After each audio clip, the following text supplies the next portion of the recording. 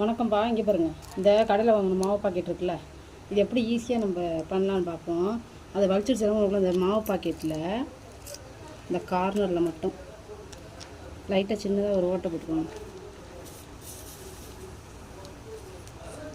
சின்னதாக ஓட்டை போட்டுட்டு வச்சிடுறோமா, இங்கே இது அப்படியே ஊற்றிக்குவோம். மாவை நல்லா புளிஞ்சு விற்றுருங்க. நம்ம கையிலையும் படாத ஈஸியாகவும் இருக்கும். மாவு எடுத்துட்டு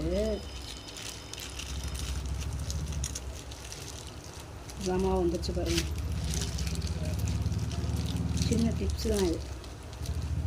லப்பர் பேண்டை பிரிக்கிறதுக்குள்ளே பாதி இதாகிடும், கஷ்டமாக வாங்கிடணும். இப்போ இந்த ஓட்டை போட்டோம்ல, இந்த ஓட்டையில் கொஞ்சம் பெருசாகிக்கணும். ஓட்டையை பெருசாக்கிட்டு தேவையான அளவு தண்ணி மாவுக்கு எவ்வளோ கொஞ்சமாக ஊற்றி இப்படி குளுக்கணும்னா நிறைய மாவு வந்துடும். பாருங்க, வந்துடுச்சா? அவ்வளோதான். கடையை ஊற்றிட்டோம்னா ஈஸியாக வேலை முடிஞ்சிச்சு. லப்பர் பேண்டு அப்படியே இருக்கா, வேலை முடிஞ்சிச்சு பாருங்கள். அவ்வளோதான். நன்றி, வணக்கம்.